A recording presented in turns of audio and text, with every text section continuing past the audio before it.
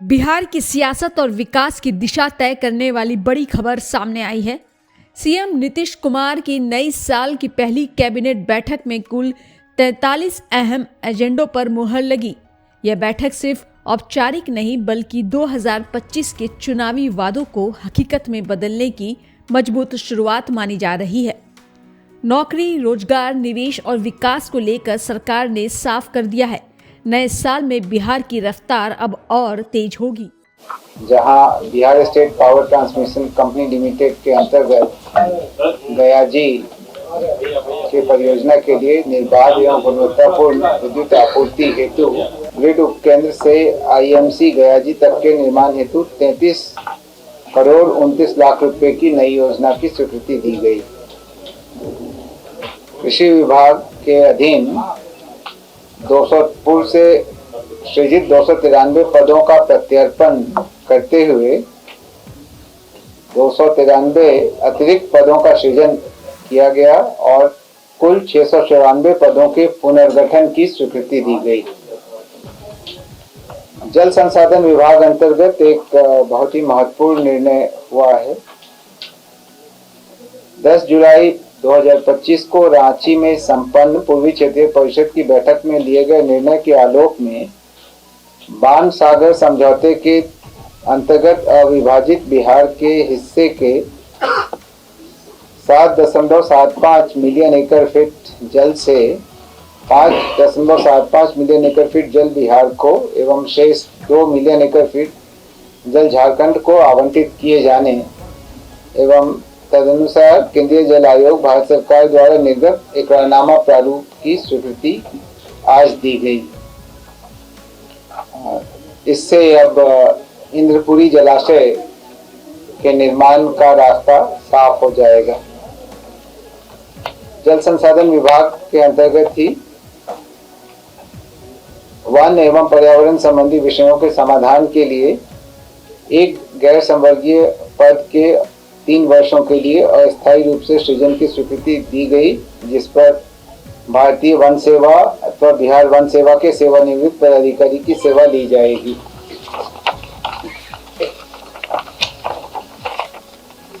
पांचवा agenda dairy, मत्स्य एवं पशु संसाधन विभाग का था, जिसमें डेयरी, मत्स्य एवं पशु संसाधन विभाग के नियंत्रणाधीन 200 कार्यालय परिचारी संवर्ग के 200 पदों के पुनर्गठन एवं कार्यालयवार चिन्हितीकरण की स्वीकृति दी गई। अगला एजेंडा मंत्रिमंडल सचिवालय विभाग का था।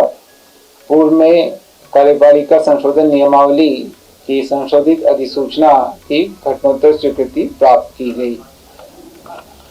मद्य निषेध उत्पाद एवं निबंधन विभाग का अगला एजेंडा था, जिसमें बिहार राज्य में आनंद कारज रीति से संपन्न विवाह के निबंध हेतु बिहार आनंद कारज विवाह निबंधन नियमावली की स्वीकृति दी गई।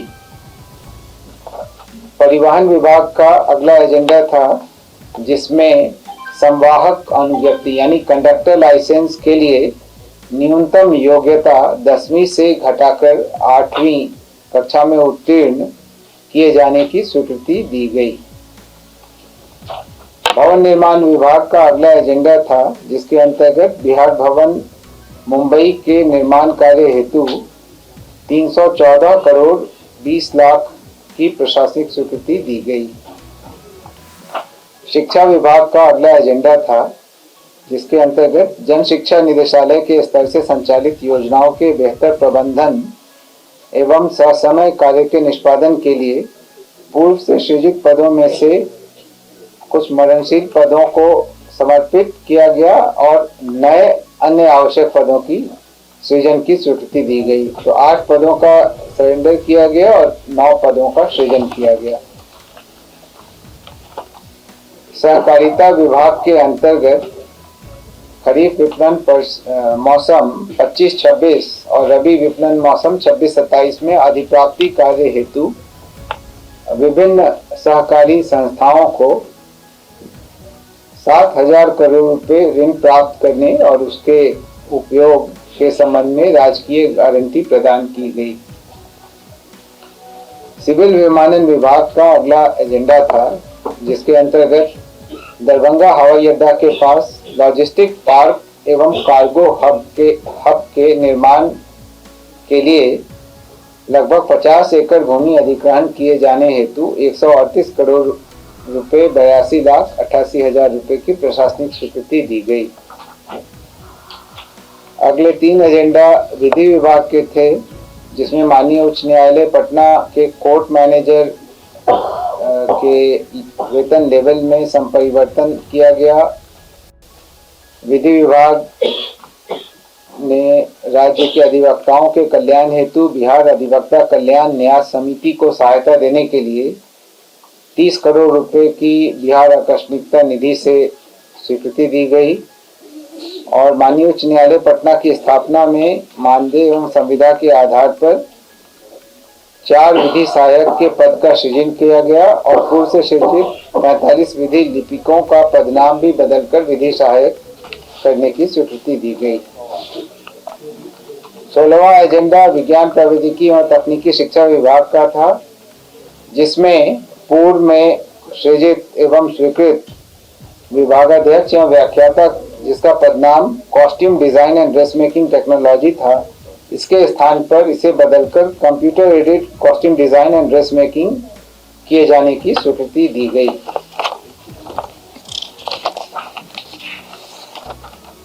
ये AICTE के अनुरूप है। विज्ञान प्रौद्योगिकी और तकनीकी शिक्षा विभाग के अगले एजेंडा में राजकीय पॉलिटेक्निक बगहा के लिए कुल 45 शैक्षणिक पद तथा 61 गैर शैक्षणिक पद कुल 106 पदों के सृजन की स्वीकृति दी गई। गृह विभाग का अगला एजेंडा था, जिसके तहत राज्य के 53 काराओं में नए सिरे से 9,073 CCTV कैमरा तथा इससे संबंधित अन्य सभी प्रणाली के अधिष्ठापन की स्वीकृति दी गई। यह कार्य बेल्ट्रॉन द्वारा किया जाएगा। इसकी कुल राशि 155 करोड़ 38,36,153 रुपये है। मंत्रिमंडल सचिवालय विभाग का अगला एजेंडा है, जिसके अंतर्गत राज्य सरकार द्वारा 7 निश्चय 3 तथा अन्य कार्यक्रमों के पर्यवेक्षण एवं अनुश्रवण का दायित्व बिहार विकास मिशन को दिया गया है। भवन निर्माण विभाग का अगला एजेंडा था, जिसके तहत राजवंशी नगर एवं शास्त्री नगर पटना को आवासीय एवं गैर आवासीय रूप में पुनर्विकास हेतु मास्टर प्लान निर्माण के लिए चयनित परामर्शी के शुल्क 1,59,30,000 रुपये के भुगतान की स्वीकृति दी गई। अगला एजेंडा अल्पसंख्यक कल्याण विभाग का था। श्री जटाशंकर पांडे कोटि क्रमांक 156/2003 जिन्हें बर्खास्त किया गया था, उनकी बर्खास्तगी जो सामान्यतया सरकार के अधीन भविष्य में नियोजन के लिए निर्भरता होगी का अधिरोपित दंड बरकरार रखा गया है और उनके द्वारा समर्पित अपील अभ्यावेदन को अस्वीकृत किया गया है। उद्योग विभाग द्वारा अगले 3 एजेंडा में messrs Prince Pipes and fitting limited को, मेसर्स लॉजी पार्क पटना प्राइवेट लिमिटेड को तथा मेसर्स रोहतास सीमेंट बंजारी रोहतास को बिहार औद्योगिक निवेश प्रोत्साहन नियमावली के नियम 7 के उपनियम 2(4) के आलोक में वित्तीय प्रोत्साहन क्लियरेंस की स्वीकृति दी गई। नगर विकास एवं आवास विभाग का 25वां एजेंडा था, जिसमें पेशाकर मद में पूर्व में कटौती की गई संचित राशि 107 करोड़ 27,89,000 रुपये को सहायक अनुदान के रूप में राज्य में कार्यरत नगर निकायों के बीच जनसंख्या के आधार पर व्यय करने की स्वीकृति दी गई। अगले 5 एजेंडा श्रम संसाधन एवं प्रवासी श्रमिक कल्याण विभाग के हैं, जिनके अंतर्गत बिहार कर्मचारी राज्य बीमा योजना परिचारिका श्रेणी ए नियमावली 2026, बिहार कर्मचारी राज्य बीमा योजना भेषजज्ञ यानी फार्मासिस्ट संवर्ग नियमावली 2026, बिहार कर्मचारी राज्य बीमा योजना परिधापक संवर्ग नियमावली 2026 बिहार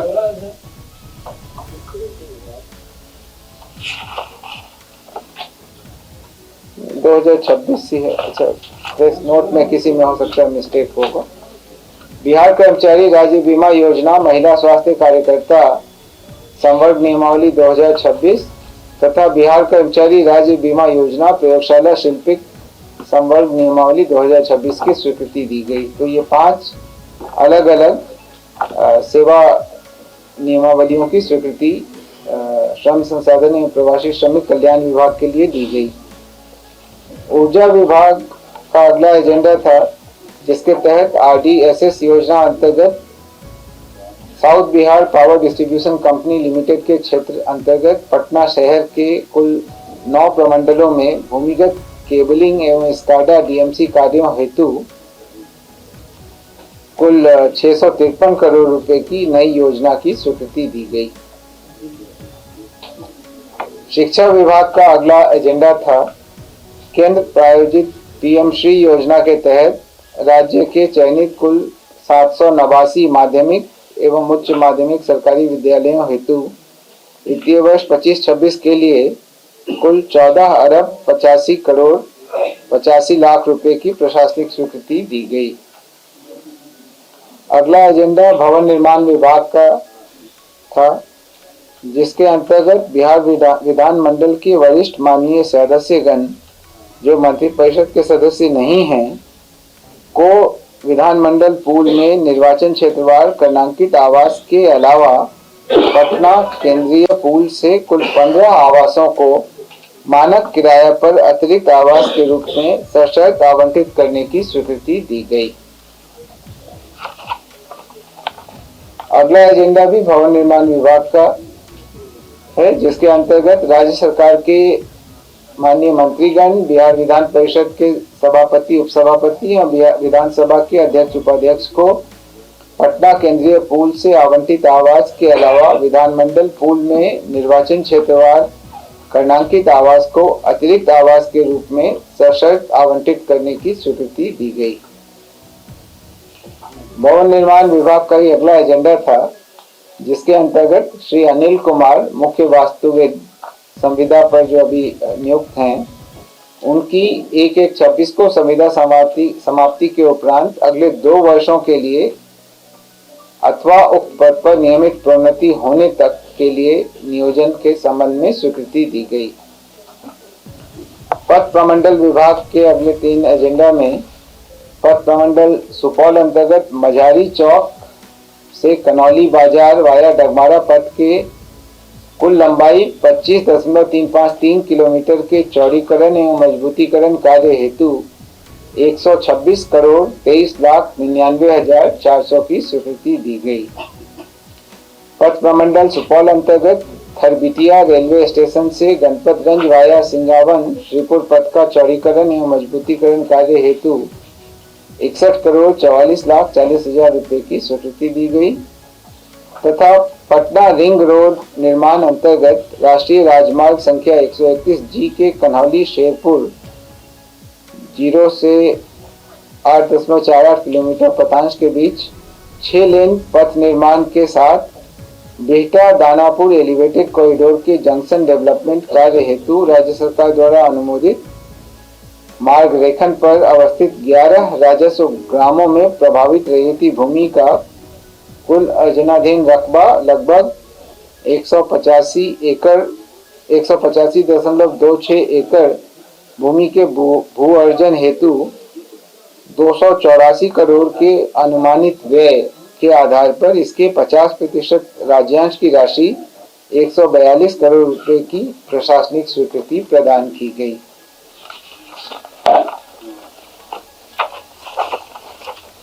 अगले एजेंडा में खान एवं भूतत्व विभाग अंतर्गत पटना जिला के कुल 7 बालू घाट को Bihar road development corporation limited के पक्ष में स्वीकृति दी गई। इनका आवंटन Bihar state road development corporation को किया गया। युवा रोजगार एवं कौशल विकास विभाग का अगला एजेंडा था, जिसके अंतर्गत इस विभाग के आप अवगत हैं कि नवसृजित विभाग है। इस विभाग के विभिन्न कोटि के कुल 147 पदों के सृजन की स्वीकृति दी गई। उद्योग विभाग का अगला एजेंडा था, जिसके अंतर्गत चनपटिया स्टार्टअप जोन परिसर के टेक्सटाइल वस्त्र उद्योग से जुड़ी इकाइयों को बिहार औद्योगिक निवेश प्रोत्साहन नीति 2022 के तहत आच्छादित किए जाने एवं तदनुसार वित्तीय सहायता प्रदान करने संबंधी उद्योग विभाग के संकल्प ज्ञापांक 161 दिनांक 10/1/25 की कंडिका 4 में संशोधन करने की स्वीकृति दी गई। सर का पसीना जब माथे को आता है वो किसान है जो अपने दम पर फसल को उगाता है। आन है, बान है, शान है, किसान है। किसान इंडिया, चलेगा हल, बढ़ेगा बल।